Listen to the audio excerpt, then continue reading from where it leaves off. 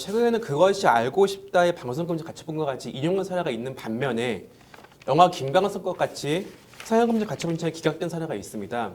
그럼 과연 이 두 사례에 어떤 차이가 있는지 가처분 전 변호사님, 이장인 변호사님께 간단한 설명을 좀 부탁드리겠습니다. 예, 뭐 다른 것보다도 이제 우리가 공통점을 한번 찾아보자면 지금 이제 말씀하신 사례가 김성재 씨 사건하고 소위 이제 김광석 씨 사건을 모티브로 한 이제 영화 김광석에 대한 얘기인데요. 아무래도 이제 두 사건 모두 불멸의 뮤지션, 가수를 대상으로 한 그런 어떤 작품이 문제가 되고 있는 그런 공통점이 있겠고요.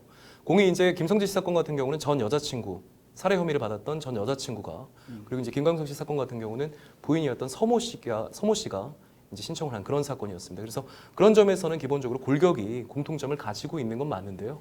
두 사건의 결정적인 차이점이라고 한다면 이제 김성재 씨 사건 같은 경우는 전 여자친구가 이제 그 실제로 형사 사건이 진행이 돼서 살인 혐의에 대해서 무죄 판결을 받았고 그게 대법원에서 이제 최종적으로 확정이 됐거든요.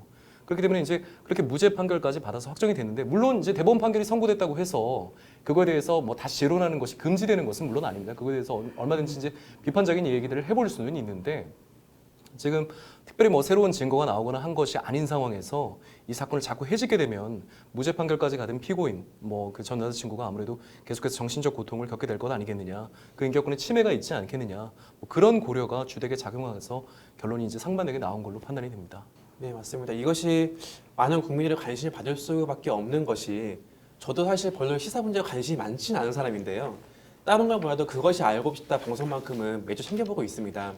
왜냐하면 이 프로그램을 통해서 실제로 묻혀있던 많은 사건들이 밝혀지게 되었고 그로 인해 실제로 수사가 진행됨으로써 미제가 해결되는 경우도 있었고요.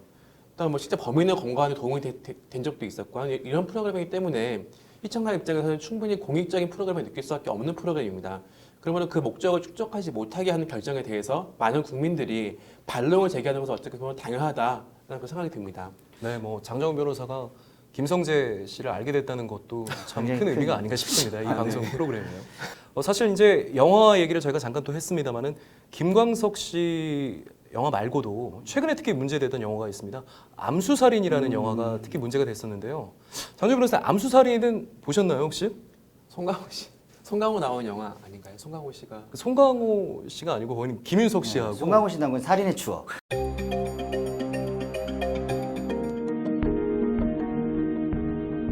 김윤석 씨하고 주지훈 배우가 나왔던 그런 영화인데요. 네. 이제 암살인 같은 경우도 이제 상영금지 가처분 신청이 들어갔었는데 제작사 측에서 이제 사과를 하고 또 이제 그 유족 측에서도 가처분 신청을 취하하면서 잘 좀 화해가 돼서 뭐 개봉에 들어갈 수 있었던 그런 작품입니다. 네, 저희끼리도 이제 식사하면서 얘기했던 게 사실 이 영화 같은 경우에는 실제 케이스를 모티브로 해서 만들어낸 영화이기 때문에 이게 과연 어떠한 결과가 나올 것인가에 대해 상당히 저희가 좀 집중했던 사건인데요.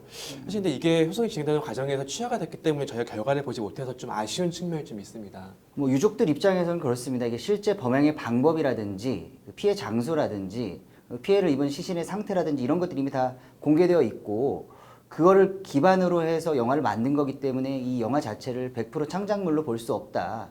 그렇기 때문에 이 영화가 개봉되면 피해자로서 돌아가신 고인인 피해자로서 인격이 침해되고 남아있는 유가족들에게 정신적 손해를 입히게 된다.